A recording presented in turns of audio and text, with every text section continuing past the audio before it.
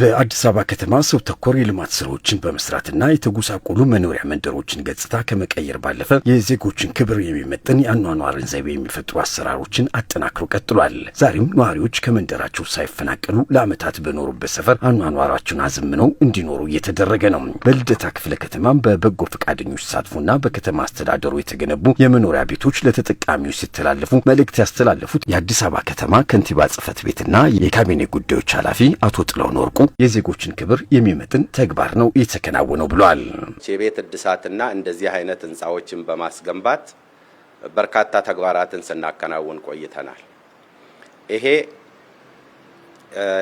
የፓርቲያችን የብልጽግና ዓላማዎችና መርሆች እውን ስጋ ለብሶ የምናይበት እንደዚህ አይነት ማንም የማያቸው በተጎሳቆለ ቤት ውስጥ የሚኖሩ ወይም መጠለያ ያጡ ዜጎቻችንን የማሰብ ተግባር ከፓርቲው እሳቤና ከመሪያችን የአቧሬ ቤት ግንባታ ሞዴል ወስደን ዛሬ የምታዩት ይሄ ያማረና የዜጎቻችንን ክብር የሚመጥን ውብ የሆነ የከተማችንንም ገጽታ የሚቀይር ህንጻ ልንገነባ ችለናል። የአዋሬ ቤት ግንባታ ሞዴል በጠቅላይ ሚኒስትር አብይ አህመድ ሐሳብ አመንጭነት የአካባቢው ህዝብ ከመንደሩ ሳይነሳ ያስገነቡ ዘመናዊ መንደርን ሞዴል በማድረግ ከተማ አስተዳደሩን በልደታ ክፍለ ከተማ ተመሳሳይ ግንባታዎች ሲያስገነቡና ለማህበረሰቡ ሲያስተላልፉ የቆዩ ሲሆን ተመሳሳይ ግንባታዎችን በከተማ አስተዳደሩ ተጠናክረው እንደሚቀጥሉ አቶ ጥላሁን አክለው አወስተዋል።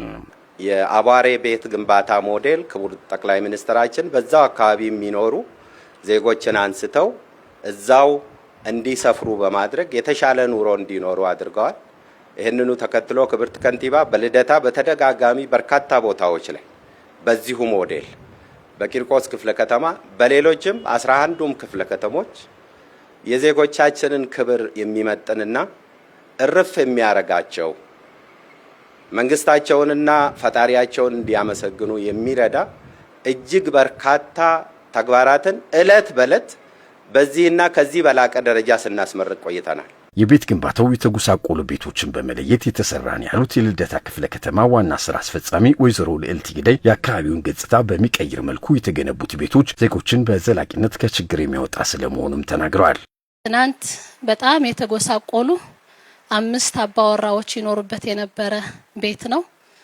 ግድግዳው የፈራረሰ ሽንት ቤት የሌለው በፍጹም ለሰው ልጅ አኗኗር የማይመች ቤት ነው የነበረው።